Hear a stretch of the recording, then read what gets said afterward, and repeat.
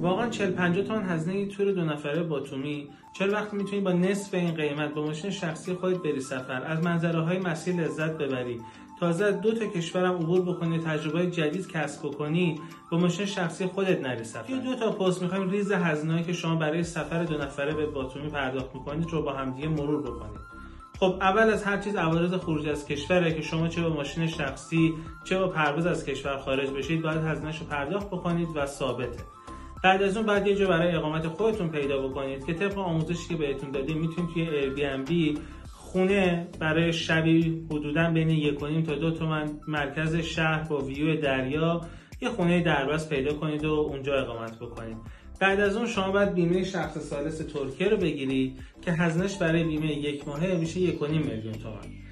بعد از اون شما باید بیمه شخص ثالث گرجستان رو تهیه بکنید که برای بیمه 15 روزه هزینه‌اش با توجه به حجم موتورتون متغیره ولی تقریبا میشه 1 میلیون تومان. مرز ایران و ترکیه که رسیدید شما باید یک عوارض سوخت پرداخت بکنید که توضیحاتش رو هم تو کپشن این پست هم پست قبلی براتون نوشتیم. اون هم هزینه‌اش میشه حدوداً 2 میلیون تا 3 میلیون تومان بستگی به مدل ماشینتون و بعدش از مرز خارج میشین. توی ویدیوی بعدی میخوایم هزینه‌هایی که شما قراره بعد از خروج از مرز ایران پرداخت بکنید رو با هم دیگه مرور بکنیم و جمع بزنیم ببینیم یک سفر با ماشین شخصی به باتومی چقدر هزینه داره. پس پست بعدی ما هم ببینید، سفر رو دنبال بکنید و حتما برای دوستاتون بفرستید.